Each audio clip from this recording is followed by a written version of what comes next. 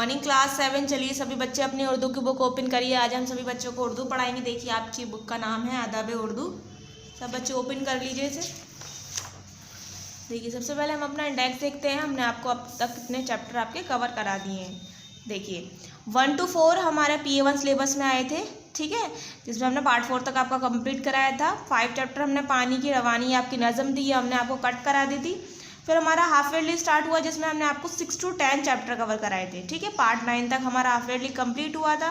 फिर हमारा स्टार्ट हुआ था PA2, ठीक है।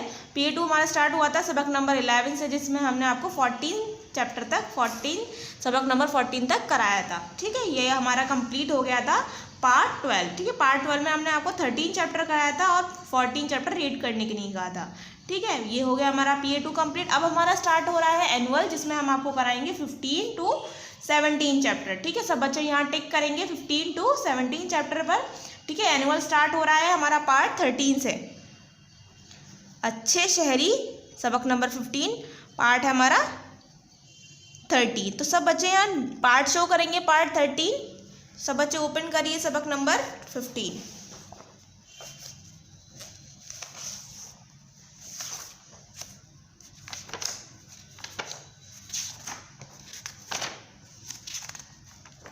देखिए अच्छे शहरी, यहाँ से हमारा हो रहा है एनुअल स्टार्ट। मैं लिखूंगी एनुअल स्टार्ट। पार्ट है हमारा 13, सबक नंबर 15 अच्छे शहरी। देखिए मैं चैप्टर पढ़ने जा रही हूँ, सभी बच्चे ध्यान से सुनेंगे। जो लोग भी मिलकर रहते हैं वो सब शहरी कहलाते हैं। कौन से लोग? जो लोग मिलकर रहते हैं वो सब शहरी कहलाते हैं। ये शहरी आपस में मिलजुल कर अपने काम चलाते हैं। ये शहरी क्या है? अपने आपस में मिलजुल कर अपने काम चलाते हैं। शहर के ये रहने वाले आज़ाद भी हैं, पाबंद भी हैं, ठीक है। ये शहर के रहने वाले हैं, आज़ाद हैं, ठीक है, और किसी बात पाबंद भी है। लेकिन पाबंद कहते हैं किसी बात पर कायम रहना, ठीक है। पाबंद यानी उस चीज़ पर कायम रहते हैं। खुशहाल भी हैं, बदहाल भी हैं, गमगीन भी हैं, खुनसंद भी हैं, ठीक है। गमगीन यानी उदास भी हैं, खुश भी हैं, बदहाल भी हैं, खुरसन यानी खुश भी हैं। कानून की पाबंदी करना ये अपना फ़र्ज समझते हैं। यानी कानून की पाबंदी यानी रूल्स रेगुलेशन के क्या होते हैं? ये पक्के होते हैं। अमन और अमा की दौलत को जनता का कर्ज समझते हैं, ठीक है। जनता यानी लोग जो होते हैं, अमन और अमा की दौलत को ये जनता का कर्ज समझते हैं। दुख दर्द के साथी बनते हैं और वक्त पे ये काम आते हैं। जब परेशानी होती है तो ये क्या करते हैं? काम आते हैं। जो लोग शरारत करते हैं वो सब इनसे घबराते हैं। जो लोग शरारती होते हैं वो क्या करते हैं? वो उन लोगों से घबराते हैं। इन लोगों ही की कोशिश से जनता की भलाई होती है। इन लोगों की ही बरकत से मसरूर खुदाई होती है। मसरूर कहते हैं शादमान, खुशी, ठीक है। अच्छा शहरी सिर्फ वही जो अच्छा पैसा करता है, पेशा करता है। अच्छा शहरी कौन सा है? जो अच्छा पेशा करता है, नहीं अच्छा काम करता है, बेहतर से बेहतर काम करे, बस उस ख्वाहिश पर मरता है कि बेहतर से बेहतर काम करे, इस ख्वाहिश में रहता है बस, ठीक है। अब आगे देखेंगे। इन पेशादारों की कोशिश से दुनिया की गाड़ी चलती है। इन सभी लोगों की मेहनत राहत के लाल उगलती है, ठीक है। इनके जो पेशवरे हैं उनकी कोशिशों से आगे ही दुनिया चलती जा रही है। सबके अलग अलग पेशे होता है, जिससे अलग अलग सब अलग अलग काम करते हैं। इन सभी लोगों की मेहनत से राहत की लाल उगलती है, ठीक है। यानी जब भी हमें राहत मिलती है। मिलजुल कर रहने से हम उल्फत का दम भरते हैं। मिलजुल कर ही रहने से हम आपस में आनत करते हैं, ठीक है। हर शहरी के दिल में हो एहसास अपनी खुददारी का, वरना वो शहर के माथे पर टीका है जिल्लत व ख्वारी का। यानी हर दिल में, हर शहरी के दिल में एहसास होता है खुददारी का, यानी गैरत का, वरना वो अगर उनमें खुददारी नहीं है, गैरत नहीं है, तो वो क्या है? उसका टीका है एक जिल्लत का। नीर ये तमन्ना हो अपनी हम अच्छे शहरी बन जाएं, हम खिदमत करके दुनिया में फिरदौस का मंजर दिखलाएं। यानी फिरदौस यानी बाग का हम क्या कहलाएं? मंजर दिखलाएं, अच्छे शायरी बन जाएं, यही हमारे दिल की तमन्ना है। ठीक है, इसकी मुसन्निफ़ है मोहम्मद शफ़ीउद्दीन मीर। ठीक है, अच्छे शहरी। ये हमारा नज़म कंप्लीट होती है। देखिए आगे देखते हैं। सही जवाब के सामने राइट का निशान लगाए। जो सही है उसके सामने हमें क्या करना है, राइट का निशान लगाना है। जो लोग मिलकर रहते हैं वो सब क्या कहलाते हैं, शहरी, देहाती, गरीब। शहरी, शहरी आपस में मिलजुल कर अपना करते हैं काम, नाम सलाम, काम। थर्ड है, शहर के रहने वाले कानून को अपना क्या समझते हैं, खेल, फर्ज, मर्ज। फर्ज, फर्ज पर राइट करेंगे। जो लोग शरारत करते हैं वो किससे घबराते हैं, शहरी से। ठीक है, यहाँ आपको फर्स्ट ऑप्शन पर राइट करना है, या फर्स्ट ऑप्शन पर राइट करना है, या आपको सेकंड ऑप्शन पर राइट करना है, या थर्ड ऑप्शन पर राइट करना है। ठीक है, अब आगे देखते हैं। अशार का मिलान कीजिए। अशार यानी मैचिंग करनी है। जो लोग भी मिलान, मैचिंग अशार, ये जो शेर है ना कंप्लीट करने हैं। जो लोग भी मिलकर रहते हैं वो सब शहरी कहलाते हैं। इसका मैच होगा, ये शहरी आपस में मिलजुल कर अपने काम चलाते हैं। ठीक है, कानून की पाबंदी करना ये अपना फ़र्ज समझते हैं। अमन और अमान की दौलत की जनता का कर्ज समझते हैं। उन लोगों ही की कोशिश जिससे जनता की भलाई होती है, उन लोगों ही की बरकत से मसरूर खुदाई होती है। ठीक है, मिलजुल कर रहने से हम उल्फत का दम भरते हैं। मिलजुल कर ही रहने से हम आपस में आनत करते हैं। ठीक है, ये हो गया हमारा 4। चाहे तो नंबरिंग भी कर सकते हैं, 2, 4, 1, 3। ठीक है, अगर आप चाहें तो पीछे से नज़म से भी आप देख सकते हैं। सही अल्फाज चुनकर अशार मुकम्मल कीजिए। अब आपको क्या करना है, अशार चुनने हैं सही और उनको मुकम्मल करना है, यानी कंप्लीट करना है। जो लोग भी मिलकर रहते हैं वो सब शहरी कहलाते हैं। ये शहरी आपस में मिलजुल कर अपने काम चलाते हैं। मैंने कंप्लीट कर लिए हैं अपनी बुक पर। आप अपनी बुक पर कंप्लीट करेंगे। मैं थोड़ा आपको करीब से दिखा देती हूँ, अगर आप चाहें तो नज़म की हेल्प से भी कर सकते हैं। देखिए मैं आपको पढ़कर बताती हूँ। ये शहरी आपस में मिलजुल कर अपने काम चलाते हैं। कानून की पाबंदी करना ये अपना कर्ज समझते हैं, अपना फ़र्ज समझते हैं। अमन और अमान की दौलत को जनता का कर्ज समझते हैं। है अच्छाई शहरी सिर्फ वही जो अच्छा पेशा करता है। बेहतर से बेहतर काम करे बस इस ख्वाहिश में मरता है। हर शहरी के दिल में एहसास अपनी खुददारी को, वरना वो शहर के माथे पर टीका है जिल्लत व खुआरी का। ठीक है, ये हमारे हो गए नज़म के अशार कंप्लीट। अगर आप चाहें तो अपनी बुक की हेल्प से, चैप्टर की हेल्प से भी कर सकते हैं। ठीक है, दर्जन सवालात के मुख्तसर जवाबात लिखिए, तो नज़म के सवाल जवाब हम नहीं कराएंगे। अब आगे देखेंगे। इस नज़म के जो अशार आपको पसंद हो उन्हें यहाँ दिल के, जो भी मैंने अभी नज़म पढ़कर आपको सुनाई है, जो भी आपको शेर इसमें पसंद आया हो तो यहाँ पर आप लिख सकते हैं उन शेरों को। ठीक है, तो आप इसे खुद करिएगा। जो आपको शेर पसंद आया हो तो आप इसे लिख सकते हैं। दर्ज अल्फाज को इमला दुरुस्त करके उसके नीचे लिखिए। अब हमें इमला दुरुस्त करना है, उसके नीचे लिखना है। देखिए, लोग, शहरी, काम, आज़ाद, खुश, फ़र्ज, अमन, वक्त, शरारत, पेशा। ठीक है, इस तरीके से आपको करना है। फिर आपको दर्ज अल्फाज पर दुरुस्त एराब लगाने हैं। ज़बर ज़ेर पेश, कानून, फ़र्ज, कर्ज, दौलत, शरारत, फिरदौस, कोशिश, जनता, बरकत, मसरूर, उल्फत, अनायत। ठीक है, अब हमारा दर्जल हरूफ को जोड़कर अल्फाज बनाइए। तो देखिए मैंने अल्फाज बनाए हरूफ जोड़कर। खुश, वक्त, पेशा, पाबंदी, बरकत, ख्वाहिश, अमान, मसरूर, राहत। ठीक है, इस तरीके से करना है। राहत में देखिए है थोड़ा सा हो गया है, इस तरीके से मैं आपको कर देती हूँ, राहत। ठीक है, इस तरीके से आपको करना है राहत में। ये हो गया आपको कंप्लीट। अब है दर्ज अल्फाज को बार बार खुशखत लिखिए। तो आपको जिस तरीके से मैंने आज़ाद लिखा है 3 टाइम्स, इस तरीके से ही आपको गमगीन 3 टाइम्स लिखना है, अमन 3 टाइम्स लिखना है, कोशिश भी 3 टाइम्स लिखना है, उल्फत भी 3 टाइम्स लिखना है और खिदमत भी 3 टाइम्स लिखना है। अब आगे देखेंगे। हमारा हो गया यहाँ पर चैप्टर कंप्लीट। देखिए नज़म को अच्छी तरीके से सुनिएगा, अपने टिक मार्क करिएगा। ठीक है, अपने अशार मैचिंग करिएगा, अशार को कंप्लीट करिएगा। उसके बाद अपने जो एक्सरसाइज मैंने आपको कराई है उसे कंप्लीट करिएगा। ठीक है, सभी एक्सरसाइज आपको बुक पर ही रखनी है क्योंकि इसमें सवाल जवाब नहीं है, तो इस चैप्टर में हम कॉपी पर कुछ नहीं करेंगे। ठीक है, अब आगे देखेंगे। आगे है हमारा चैप्टर 16 दरख्त की गवाही। तो दरख्त की गवाही भी आज हम आपको पार्ट 13 में ही कराएंगे। ठीक है, तो सब बच्चे इंडेक्स खोलकर अपना यहाँ पर टिक करेंगे। दरख्त की गवाही पार्ट है आपका 13, पार्ट 13 में ही आज आपको दरख्त की गवाही कराएंगे। ठीक है, तो ओपन करिए इस चैप्टर को। दरख्त की गवाही पार्ट है आपका 13, सबक नंबर 16 दरख्त की गवाही। ठीक है, देखिए ये बहुत फेमस स्टोरी है हमारी दरख्त की गवाही। तो सभी बच्चों ने ज़्यादातर सभी बच्चों ने सुनी होगी इसके बारे में अपने प्रीवियस क्लास में, या आपने किसी के भाई अपने सिस्टर या ब्रदर की बुक पर। ठीक है, मैं पढ़ रही हूँ, आप सब ध्यान से सुनिएगा। कई सदी पहले की बात है, एक हकीम साहब थे के बहुत सालों की पहले सदी की बात है कि एक हकीम साहब थे जिनका नाम मोहम्मद उस्मान था।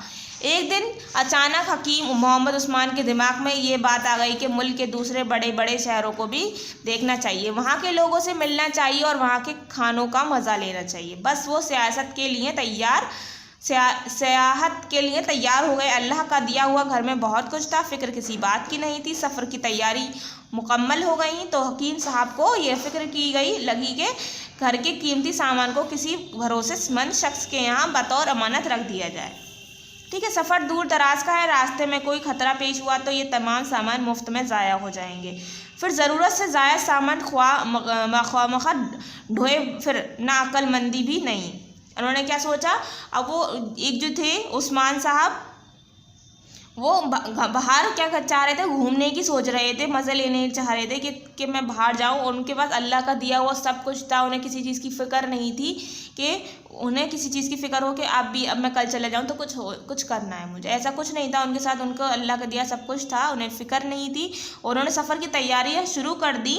तो और उन्हें बस फ़िक्र किस बात की लगी कि जो सामान है वो किसी के बतौर अमानत रख दिया जाए। सफ़र दूर दराज है, रास्ते में कोई ख़तरा पेश हो उन सामान की वजह से और खामखा वो सामान ढोएं इधर से उधर। ठीक है, अब सवाल ये था कि ये कीमती सामान किसी शख्स को दिया जाए कि जिससे सफ़र वापसी पर उसे तमाम चीज़ वापस मिल जाए। अब उसे वो भी शख्स चाहिए था जिससे ये सामान उसे दे और ये वो चीज़ें लौटते वक्त उसे वापस मिल जाए। काफ़ी गौर व फिक्र के बाद हकीम साहब को शहर के ताजर रेहान अली का ख्याल आ गया, जिससे हकीम साहब के अच्छे ताल्लुकात थे। उन्होंने फैसला किया कि उसे ही तमाम सामान दे देंगे ताकि वो अपने पास रख ले और वापसी पर उससे वापस मिल जाए।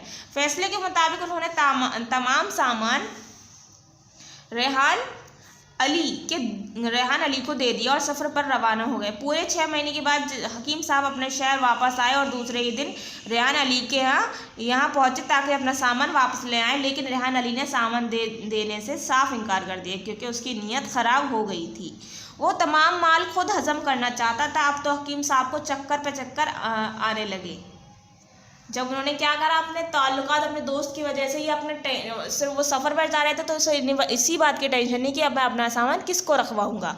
तो उन्होंने अपने दोस्त रेहान के पास सामान ये रखवा दिया। जब वो 6 महीने बाद सफ़र से लौटे थे तो उनके दोस्त ने क्या करा, वो सामान देने से मना कर दिया, इनकार कर दिया। तो उस बात से क्या हुआ था, हकीम साहब को चक्कर पे चक्कर आने लगे। उन्होंने अदालत में रेहान अली के ख़िलाफ़ शिकायत दर्ज करा दी। उन्होंने क्या करा, अदालत में यानी कोर्ट में उनके ख़िलाफ़ केस कर दिया। देखिए, रेहान अली अदालत में हाजिर हुआ तो काजी ने पूछा, क्या ये वही शख्स है जिसके पास तुमने अपना माल बतौर अमानत रखवाया था?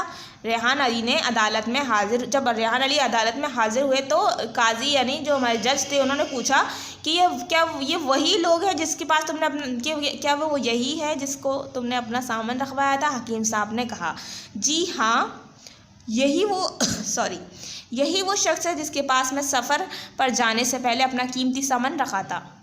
ठीक है, जब हकीम साहब से पूछा गया था कि वही शख्स है तो उन्होंने कहा, जी हाँ, ये वही शख्स है मैं जिस पर अपना सामान सफ़र पर जाते वक्त रखवा कर गया था। काजी ने पूछा, क्या इस मामले में कोई गवाह है जिसे तुम अदालत में पेश कर सको? ठीक है, सभी जब कोर्ट कचहरी का मामला पड़ता है तो सभी एक उसकी सबूत की बात करते हैं, कोई विटनेस हो कुछ हो तो उससे क्या हो, हमारा केस सॉल्व हो जाता है। ठीक है, तो वो भी यही पूछ रहे थे तुम्हारे मामले में कोई गवाह है? अफसोस, हकीम साहब बोले, जिस वक्त मैंने उसे माल दिया था उस वक्त वहाँ कोई न था, इसलिए मेरा कोई गवाह नहीं। काजी साहब ने इस मामले पर खूब गौर किया तो उसे ईमानदारी पर और ताजिर बेईमान नजर आया। ठीक है, मगर कोई गवाही और कोई सबूत ऐसा ना था जिससे ये बात साबित हो कि हकीम हक पर है और ताजिर बेईमान। आखिर काजी ने हुकूमत अमली से काम लेने का इरादा किया और हकीम साहब से पूछा, तुमने ये माल किस जगह दिया था? घर में, सड़क पर या किसी दुकान, किसी के नज़दीक? उन्होंने जब जज ने पूछा, तुमने अपना माल किसके सामने दिया था? कोई सड़क थी, कोई घर था या दुकान थी, कुछ था नज़दीक? तो हकीम साहब ने फ़ौरन जवाब दिया, सड़क पर एक दरख्त के नज़दीक। सड़क पर एक क्या था? दरख्त, यानी पेड़ था, उसके नज़दीक दिया था। बहुत खूब, काजी ने सुनते ही कहा, तो वो दरख्त तुम्हारा गवाह है।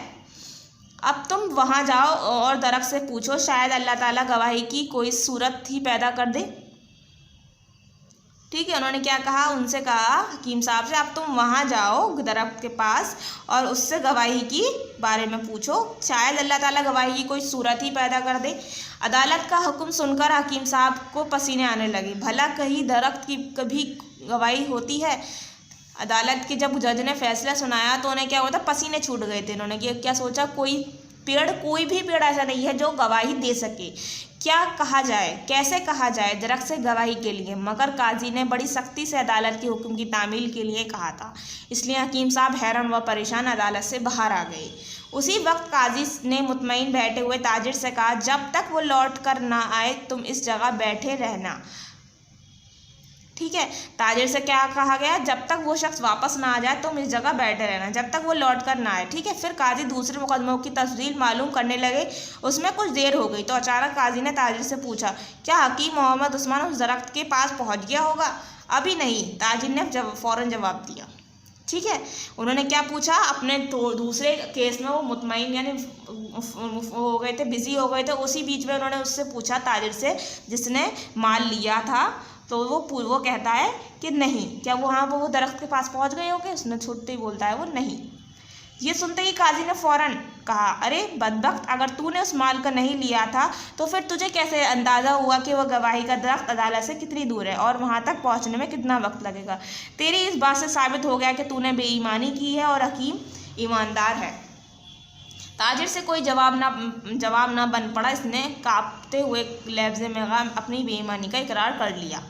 ठीक है, जब उसने कहा था कि मैंने कोई माल लिया ही नहीं है, तब उनसे जज ने पूछा कि क्या वो वहाँ उस दरख्त तक पहुँच गया होगा? तो वो बोलता है नहीं, अभी नहीं। जब उसे पता ही नहीं है कि उसने माल लिया ही नहीं, तो उसे कैसे पता चलेगा कि पेड़ कहाँ है? ठीक है, तो इसी बात पर क्या होता है, जज ने उसे पकड़ लिया और उसने कहा, बदबख्त, जब तुझे पता ही नहीं, तुझे अंदाज़ा ही नहीं कि गवाही का दरख्त कहाँ कितनी दूर है, तो तूने कैसे बताया? तो इस बात से क्या साबित हो गया कि ताजिर बेईमान था। ठीक है, उसने कांपते हुए लहजे में अपनी बेईमानी का इकरार कर लिया। यहाँ आपका होता है दरख्त की गवाही का चैप्टर कंप्लीट। ठीक है, आगे आपको अल्फाज में मायने दिए हुए सब बच्चे याद करेंगे।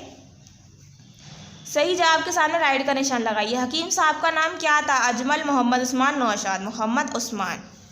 हकीम साहब किस काम के लिए तैयार हुए? सोने के लिए, चलने के लिए, सियाहत के लिए यानी घूमने के लिए। हकीम साहब को किसकी फ़िक्र थी? अपने रियाया की, अपनी कीमती सामान की, अपने वज़ीर की, अपने कीमती सामान की। रेहान अली हकीम साहब के माल को क्या करना चाहता था? जलाना चाहता था, जो खुद हज़म करना चाहता था, बेचना चाहता था, खुद हज़म करना चाहता था।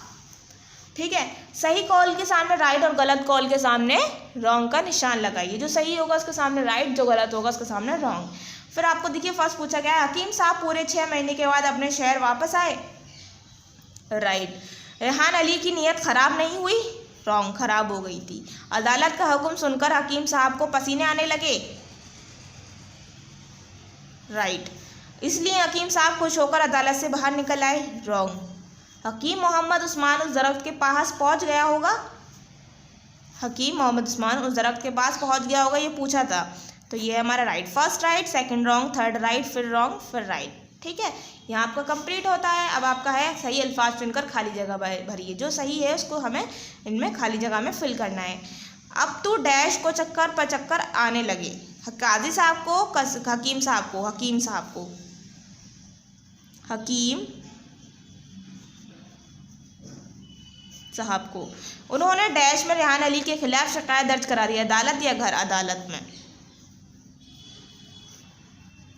थर्ड है, काजी ने कहा तू वो डैश तुम्हारा गवाह है, दरख्त। फिर आपका 4, फिर काजी दूसरे डैश की तफजील मालूम करने लगे, मुकदमों।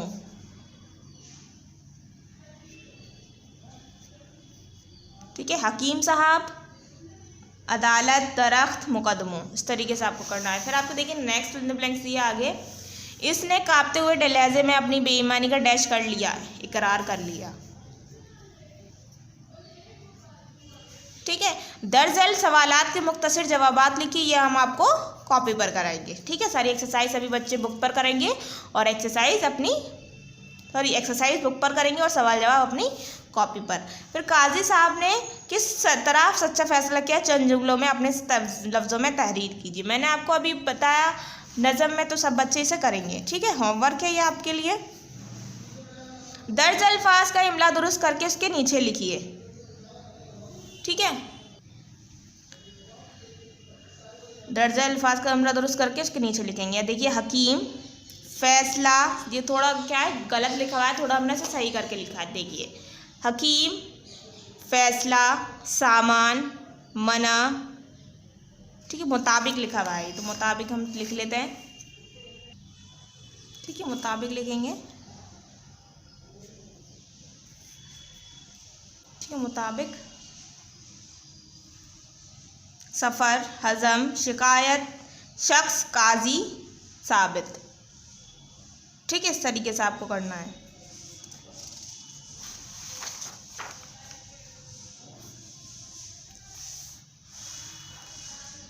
देखिए दर्ज अल्फाज पर दुरुस्त अराब लगाइए। ताल्लुकात, खराब, अदालत, सबूत, दुकान, कीमती, अमानत, सफ़र, कीमत। तो ज़बर लगाना है, खराब पर ज़बर, अदालत पर भी ज़बर लगेगा, सबूत पर ज़बर लगेगा और पेश भी, दुकान पर पेश लगेगा, कीमती ज़ेर, अमानत, सफ़र, हकीम, मुताबिक, कीमत, साबित। ठीक है, साबित, दरख्त, गवाह, ताजिर, सख्ती, गौर, सड़क, तफजील। ठीक है, दर्ज अल्फाज के मुतजाद लिखिए, तो मुकम्मल का देखिए अधूरा, अमानत, दयानत, ईमानदार, बेईमान, सख्ती, नरमी, तफजील, थोड़ा। देखिए इस तरीके से आपको करना है। ठीक है, अब इस तरीके से करेंगे। फिर आपको दर्ज बार बार खुशखत लिखने हैं अल्फाज को। देखिए मैंने जिस तरीके से नियत 5 टाइम्स लिखा है, इस तरीके से ही आपको 5 टाइम्स आमील लिखना है, हैरान लिखना है, परेशान लिखना है, मुतमईन लिखना है, लहजे। यहाँ आपके होते हैं दर्ज अल्फाज को अपने जुमलों में इस्तेमाल कीजिए, तो जुमले हम इसमें कट करा देंगे। ठीक है, जुमले नहीं करेंगे इस चैप्टर के। सभी बच्चों को सारी एक्सरसाइज बुक पर करनी है, उसके बाद अपने सवाल जवाब अपनी कॉपी पर। ठीक है, सारी एक्सरसाइज मैंने बुक पर कराई है। सभी बच्चे अपने इमला दुरुस्त जो भी है मैंने कराए हैं अभी यहाँ पर, सब इसमें कुछ गलत हैं। ठीक है, मैंने 1 या 2 इसमें आपको गलत लिखवाए हैं, इमला गलत लिखवाया है इसका। सब बच्चे देखेंगे कि वो कौन सा इमला है जो मैंने गलत लिखवाया है। ठीक है, मैंने कौन सा अल्फाज है इसमें जो गलत लिखवाया है। ठीक है, तो सभी बच्चे चैप्टर को में इसमें ढूंढेंगे, क्योंकि सभी बच्चे वीडियो को नहीं सुनते हैं। ठीक है, वीडियो नहीं सुनते हैं, इसी की वजह से मैंने आपको इसमें कुछ गलत कराया है। 1 अल्फाज गलत कराया है, 2 अल्फाज गलत कराए हैं, और आप बुक को देखेंगे, इसी वजह से बुक में चैप्टर में देखेंगे कि मैम ने क्या गलत कराया है। ठीक है, सभी बच्चे एक्सरसाइज करते हैं और सवाल जवाब करते हैं, वीडियो कोई नहीं सुनता है, तो यही आपकी पनिशमेंट है। सभी बच्चे इसमें से देखेंगे मैम ने क्या गलत कराया, मैंने क्या इसमें मिस्टेक कराई है, तो उस मिस्टेक को आपको ठीक करना है। ठीक है, इसे आपको खुद ठीक करना है, अपने इमला दुरुस्त करके इसमें मैंने कुछ गलत कराया है। ठीक है, अब हमारे स्टार्ट करती हूँ मैं सवाल जवाब। ठीक है, सवाल जवाब देखेंगे, कॉपी को ओपन करिए सभी बच्चे अपनी। देखिए लिखेंगे यहाँ पर एनुअल स्टार्ट, पार्ट है आपका 13, सबक नंबर है 16। ठीक है, डेट शो करेंगे जिस दिन ये वीडियो यूट्यूब पर अपलोड हो जाएगी। दरख्त की गवाही, दर्ज सवालात के मुख्तसर जवाबात लिखिए। हेडिंग लिखेंगे सभी बच्चे, जो हेडिंग आपको ऊपर दे रखी है। पहला सवाल करा गया, हकीम साहब ने कहाँ जाने का फैसला किया। हकीम साहब ने कहाँ जाने का फैसला किया था? मैंने देखिए इस तरीके से लिखा है, हकीम साहब ने कहाँ जाने का फैसला किया।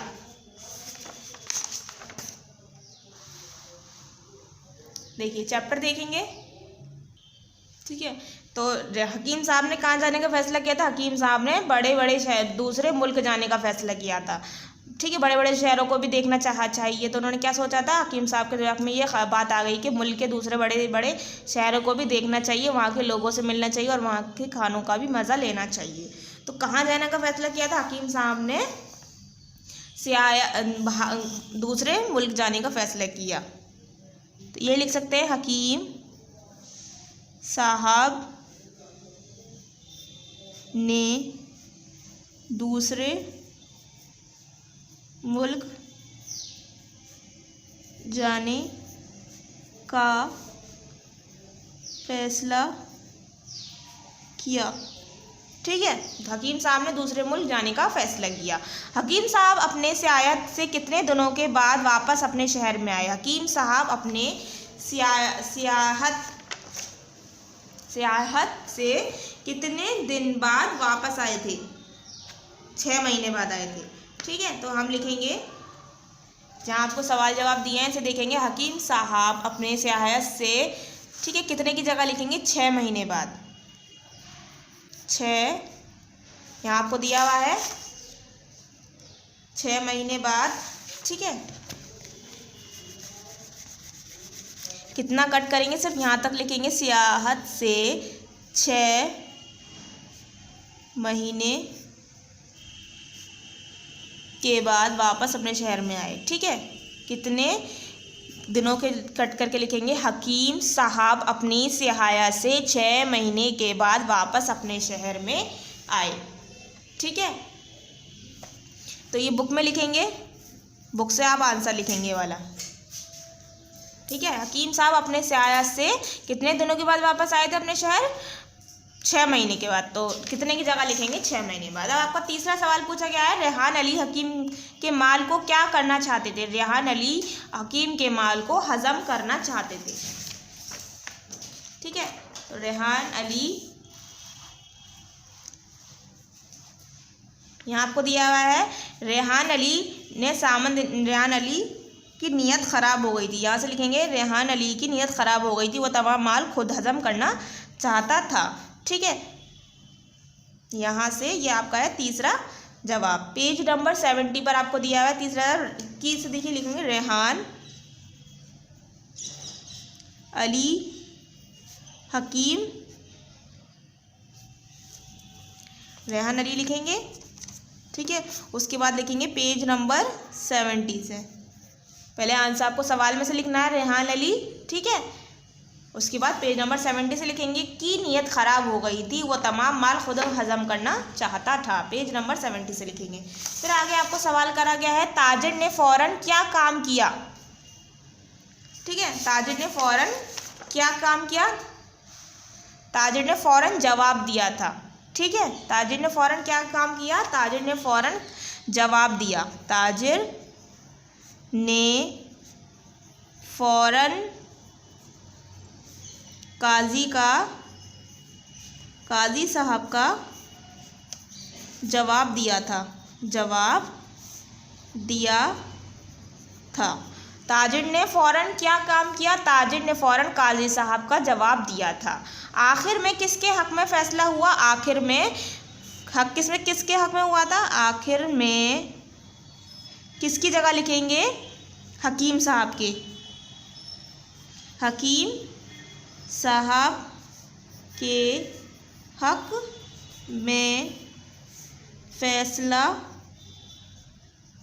हुआ था, ठीक है।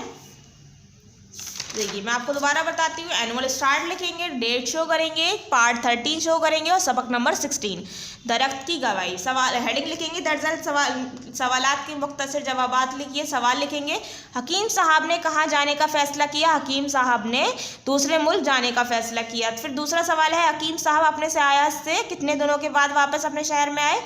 हकीम साहब अपने सियाहत से 6 महीने के बाद अपने शहर वापस आए थे। ठीक है, ये आंसर आपको बुक से लिखना है, मैंने आपको बता दिया है। फिर तीसरा सवाल है, रेहान अली हकीम के माल को क्या करना चाहते थे, तो रेहान अली लिखेंगे, फिर उसके पेज नंबर 70 से आंसर लिखेंगे। ठीक है, फिर सवाल नंबर 4 है, ताजिर ने फ़ौरन क्या काम किया, ताजिर ने फ़ौरन काजी साहब का जवाब दिया। ठीक है, सवाल नंबर 5 है, आखिर में किसके हक में फैसला हुआ, आखिर में हकीम साहब के हक में फैसला हुआ था। ठीक है, यहाँ आपका होता है चैप्टर कंप्लीट। ठीक है, चैप्टर यहाँ आपका कंप्लीट हो गया। एक्सरसाइज सभी बच्चों को बुक पर करनी है और सवाल जवाब अपने कॉपी पर करने हैं। ठीक है, फिर आपकी परिंदे की फरियाद आपका 17 चैप्टर है, ये भी आज हम आपको कराएंगे। तो आज मैं आपको पार्ट 13 में तीनों ही चैप्टर कवर कराऊंगी। ठीक है, पार्ट 13 में मैं आज आपको कराऊंगी परिंदे की फरियाद। ठीक है, पेज नंबर 17 पर, सॉरी सबक नंबर 17 परिंदे की फरियाद, पेज नंबर रहेगा हमारा 75। ठीक है, तो सब बच्चे ओपन कर लीजिए इसे। चैप्टर नंबर है हमारा 17, देखिए परिंदे की फरियाद। सभी बच्चों को पढ़ना है इसे, होमवर्क है सबके लिए, सभी बच्चे रीडिंग करेंगे इसकी और इसे याद भी करेंगे। ठीक है, सभी बच्चे इस पोएम को याद करेंगे और इसे खुद रीड करेंगे। अब आगे देखते हैं, सही जवाब के सामने राइट का निशान लगाइए, जो सही है उसके सामने राइट का निशान लगाएंगे। सबसे पहले आपको नज़म को पढ़ना है, तभी आप अपनी एक्सरसाइज को समझ पाएंगे। ठीक है, मैं आपको लिखवा देती हूँ, आता है याद मुझको गुजरा हुआ ज़माना। ठीक है, फर्स्ट पे राइट करेंगे अपनी खुशी से आना, अपनी खुशी से जाना। थर्ड ऑप्शन पर राइट करेंगे शबनम की आंसुओं पर कलियों का मुस्कुराना। ठीक है, थर्ड ऑप्शन पर राइट करेंगे मैं इस अंधेरे घर में किस्मत को रो रहा हूँ। फर्स्ट ऑप्शन पर राइट करेंगे। ठीक है, यहाँ फर्स्ट पर राइट करेंगे या थर्ड ऑप्शन पर राइट करेंगे, फिर यहाँ थर्ड ऑप्शन पर राइट करेंगे या फर्स्ट ऑप्शन पर राइट करेंगे। ठीक है, फिर है आपके अशार का मिलान सही कीजिए। अब हमें क्या करना है, मैचिंग करनी है। फर्स्ट है, आता है याद मुझको गुजरा हुआ ज़माना, वो बाग की बहारें वो सबका चहचाना। ठीक है, यहाँ से मैच कर देंगे। आज़ादियाँ कहा वो अब अपने घोंसले की, अपनी खुशी से आना, अपनी खुशी से जाना। ठीक है, लगती है चोट दिल पर, आता है याद जिस दम, शबनम के आंसुओं पर कलियों का मुस्कुराना। ठीक है, वो प्यारी प्यारी सूरत, वो कामनी सी मूरत, आबाद इसके दम से था मेरा आशियाना। ठीक है, बहुत अच्छी नज़म है ये, आपको क्या करनी है, सभी बच्चों को याद करनी है। एनुअल में सभी बच्चों को ये आएगी लिखने के लिए। ठीक है, कैसा बदनसीब हूँ मैं घर को तरस रहा हूँ, साथी तो है वतन में मैं कैद में पड़ा हूँ।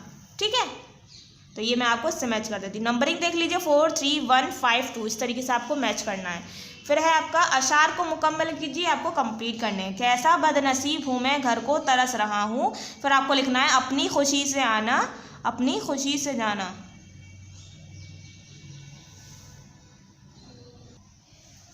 आई बहार कलियां फूलों की हंस रही हैं, मैं इस अंधेरे घर में किस्मत को रो रहा हूँ। ठीक है, इस कैद का इलाही दुखड़ा किसे सुनाऊं, डर है यही कफ्स में मैं गम से मर न जाऊं। ठीक है, जब से चमन छुटा है ये हाल हो गया है, दिल गम को खा रहा है, गम दिल को खा रहा है। ठीक है, तो इस नज़म में क्या है, आपकी एक शेर मैंने आपका एक गलत फिल करा है इसमें, तो सभी बच्चे इसको ठीक करेंगे। ठीक है, इसमें मैंने एक शेर यहाँ पर आप देख लीजिएगा कौन सी लाइन है मैंने जो गलत लिखवाई है, क्योंकि आप नज़्म पढ़ने वाले नहीं हैं, क्योंकि मुझे पता है आप ज़्यादातर सभी बच्चे सब नज़म को कुछ नहीं पढ़ते हैं। मैं जो भी होमवर्क देती हूँ उसे छोड़कर वापस ले आते हैं। ठीक है, तो आपको क्या करना है, इस नज़म को पढ़ेंगे तभी इसमें आप देख पाएंगे कि क्या आपकी लाइन इसमें गलत है। ठीक है, तो नज़म देखिएंगे सभी बच्चे, इसमें पढ़ेंगे, उसके बाद देखेंगे मैंने कौन सी लाइन इसमें आपका कौन सा शेर गलत लिखवाया है। ठीक है, अब आगे देखते हैं, इसके हैं दर्जैल मुख्तसर जवाब बात लिखिए, तो नज़म के सवाल जवाब मैं नहीं कराऊंगी। फिर आप इस नज़म के कुछ अशार यहाँ तहरीर कीजिए, जो नज़म के जो अशार आपको पसंद हो उसमें आपको यहाँ लिखने हैं। ठीक है, उस जो भी अच्छे लगे आपको नज़म के जो भी अशार उसे आप लिख दिए। दर्ज अल्फाज का इमला दुरुस्त करके उसके नीचे लिखिए। अब इमला दुरुस्त करना है, गुजरा, बाग, बहार, खुशी, शबनम, कलियों, मुस्कुराना, नसीब, वतन, कैद। जो मैंने बताया है कि उसमें मिस्टेक है तो आप बच्चों से ठीक करेंगे, यानी कि पूरा ही चैप्टर देखने बैठना है। सभी ठीक है आपके, मैंने सभी सही फिल कराया है। आपका प्रीवियस चैप्टर दरख्त की कार्रवाई में मैंने इमला में जो है उसमें आपकी मिस्टेक कराई, तो उसको आपको देखना है चैप्टर में, और आपकी यहाँ अशार मैंने गलत फिल कराए हैं उसको आपको देखना है। ठीक है, और बाकी जो इमला दुरुस्त है इस चैप्टर के वो मैंने ठीक कराए हैं। गुजरा, बाग, बहार, खुशी, शबनम, कलियों, मुस्कुराना, नसीब, वतन, कैद। ठीक है, अब आगे देखेंगे,